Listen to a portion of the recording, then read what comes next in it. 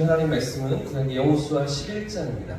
여호수아 11장 1절부터 9절까지의 말씀을 같이 찾겠습니다.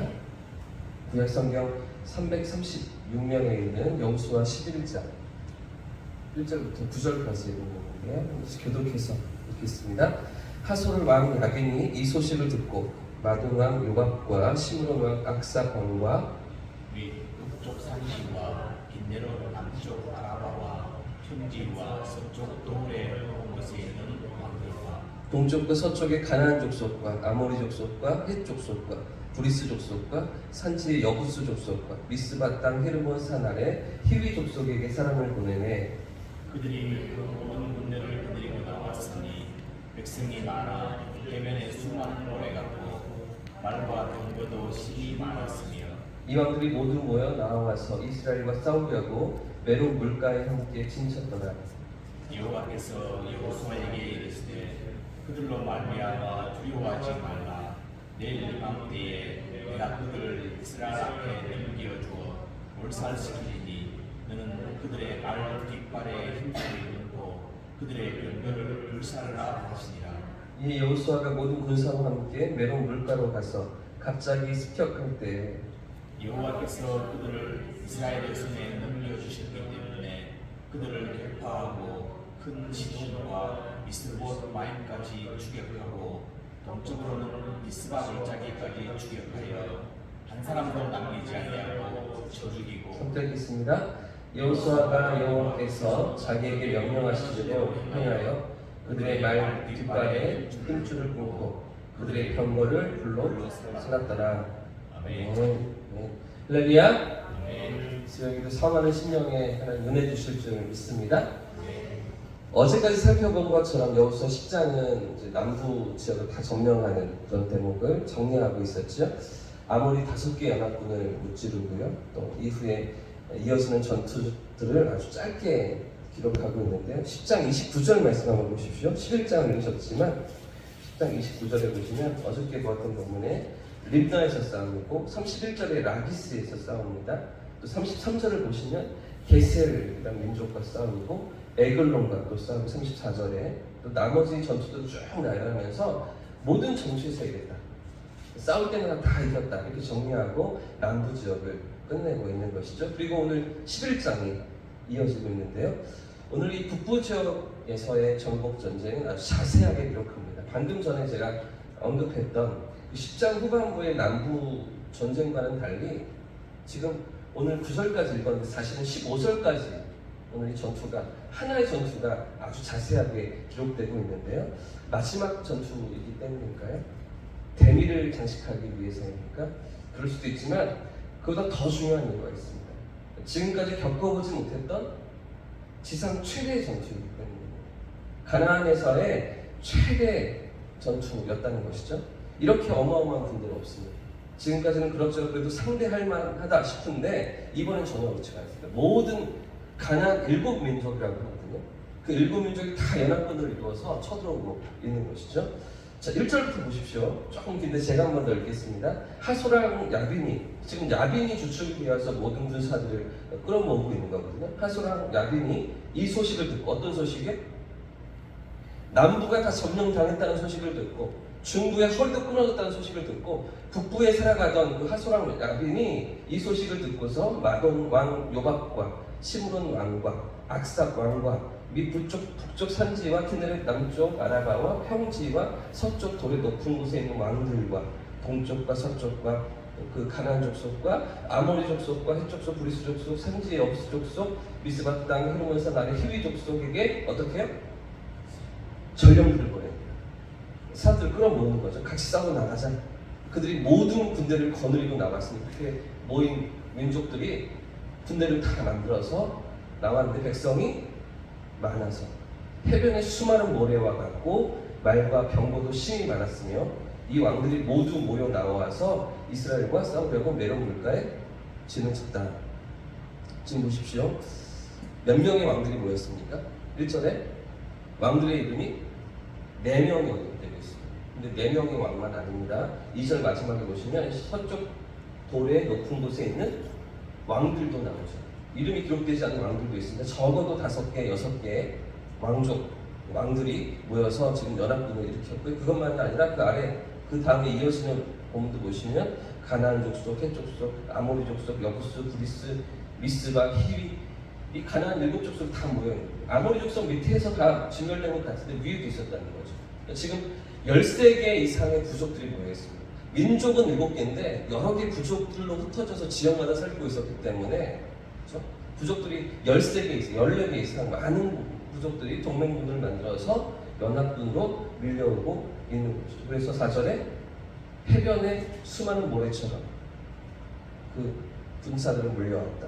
또 말과 병거도 심히 많았다. 느낌이 오십니까 지금? 마지막 전쟁입니다. 지금 이 북부 지역의 부족들은 이게 마지막인 것을 알고서 여기서도 밀리면 자기들은 진짜 살아날 수가 없다는 걸 알고 이스라엘 백성과 싸우기 위해서 모든 군사력을 끌어모아서 지금 맞짱을 뜨고 있는 거예요.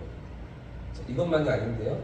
이 북부 연합군은 남부의 군사와 조금 달랐던 것 같습니다. 이들이 가진 신무기가 있죠. 4절 말씀이 기록하는데 그들에게 무엇이 있습니까? 말과 병거가 있습니다. 아마 남부에도 있었을 것입니다. 남부 전쟁을 치룰 때도 그들에게도 이 말과 병거가 있었을 터인데 이게 아주 중요하게 부각이 되지 않는 이유는 그렇게 많지는 않았던 것 같아요. 이런 대목이 잘 나타나지 않습니다. 근데 북부 연합군은 말과 병거를 앞세워서 지금 이스라엘을 치려고 맞서고 있는 것이죠. 이스라엘에 이런 무기가 없잖아요. 말이 있습니까? 병거가 있습니까? 기껏해야 적들이 쓰다 버린 그 칼창 들고 지금 싸우려고 하는 정도일 텐데, 근데 상대는 지금 탱크나 전투기를 앞세워서 나오고 있는 거예요. 지금 소총 들고 싸우려고 우리는 나가고 있는데 저쪽에는 탱크로 밀어붙이는 것이죠. 이길 수가 있을까요? 게임이 될까요? 절대로 불리한 싸움입니다. 숫자로도 안 되고요, 무기로도 안 되고요, 어떤 전술로도 이길 수가 없는, 가능성이 전혀 없는 그런 싸움이 지금 시작되고 있는 것입니다. 그래서 1세기의 역사가였던 요세푸스라는 사람이 있습니다.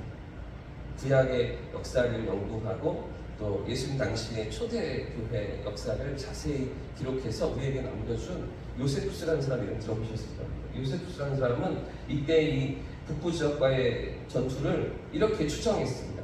당시의 연합군은 정예 보병만 30만 명, 보병만, 기병대, 말 타고 싸우는 기병대가 10,000명, 그리고 병거가 2만 되었을 것이다.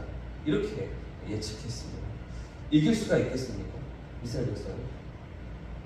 이스라엘 백성이 기껏해서 그 200만이라는 많은 사람들이 있지만 사실은 그들 가운데 군사력을 총동원해서 싸운다 해도, 그렇죠? 20세 이상의 남자들로 군인들을 선발한다고 해도 과연 얼마나 되는 사람들이 전투에 나와서 싸울 수 있습니까?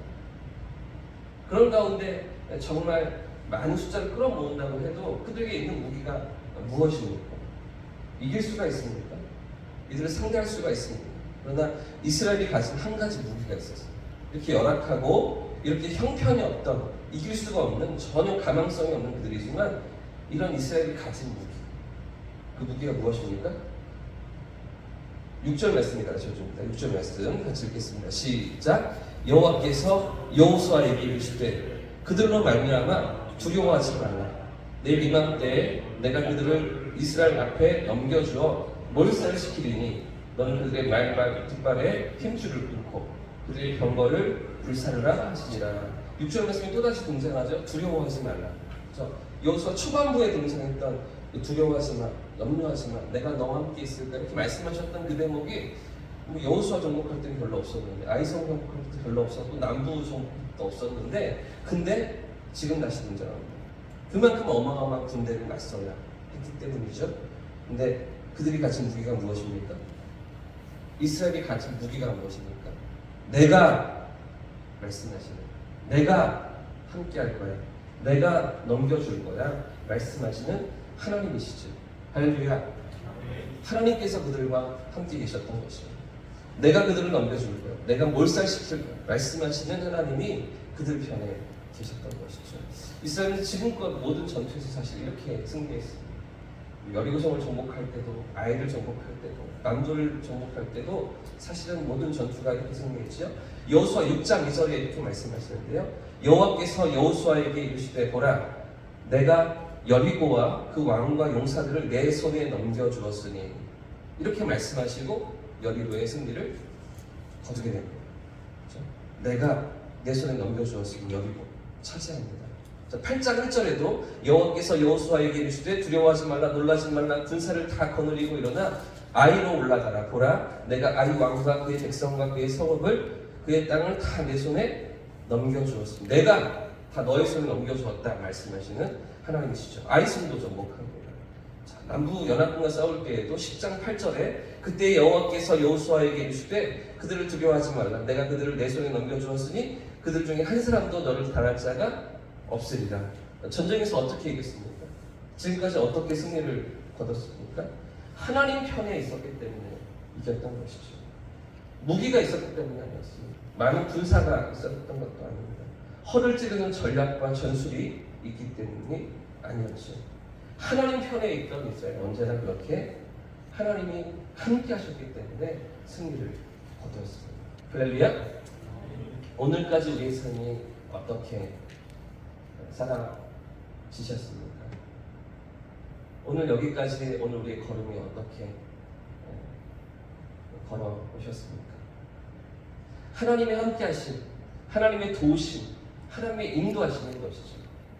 그런데 당장 내 눈앞에 있는 현실은, 상황은, 문제는, 우리 삶을 살아가는 여러 고비들은 그 하나님을 기억하지 못하고 하나님을 바라보지 못하게 만들고 그 문제 앞에서 두렵게 만들고 그 문제 앞에서 우리가 염려하게 만드는 것 같습니다. 하나님이 우리와 함께 하심을 기억하고 하나님 편에서 살아가는 우리의 삶을 기억하시면서 하나님 앞에서 승리하는 하루가 되시기를 예수님 이름으로 축복합니다. 어떤 삶의 고비와 문제 앞에서도 하나님이 나와 함께 하십니다. 우리가 하나님 편에 서 있음을 기억하면서 하나님 주시는 승리를 경험하시고 믿음으로 나아가는 우리의 삶이었으면 참 좋겠습니다. 승리의 비결은 여기에 있는 것이죠. 어느 편에 서 있는가 하는 것입니다. 어느 편에 서 있는가. 지금까지 하나님 편에 섰기 때문에 하나님 인도하심이 있었기 때문에 승리했는데 오늘을 살아가면서 우리는 또 내 손에 무엇이 있는가, 어떤 무기가 있는가, 어떤 능력이 있는가 이런 것들을 자꾸만 생각하는 것 같습니다. 지나간 삶을 돌아보면 하나님의 은혜이고 하나님의 도우심이고 하나님의 선하신 손길인데 어느새 나도 모르게 또 마음을 놓치고 믿음을 잃어버릴 때 과연 나에게는 어떤 무기가 있는가, 상대방에게는 어떤 무기가 있는가, 저 적군들에게는 어떤 신무기가 있는가 이런 것들을 생각하게 되는 것 같습니다. 그렇지가 않죠. 승리는 어느 편에 서는가, 어느 편에 서서 살아가는가. 오늘도 하나님 편에 서서 우리가 살아가고 있음을 기억하면서 하나님 앞에서 승리하는 저와 우리 모두의 삶을 축복합니다. 잠언 21장 3절에 31절 말씀 이렇게 말씀하셨죠. 싸울 날을 위하여 마병을 얘기하거니와 이김은 여호와께 있느니라. 할렐루야. 승리를 주시는 하나님, 오늘도 우리 삶 가운데 언제나 좋은 것 주시고 선한 길을 인도하시는 하나님 아버지의 살아가면서 승리하는 복된 하루가 되시기를 예수님의 이름으로 축복합니다.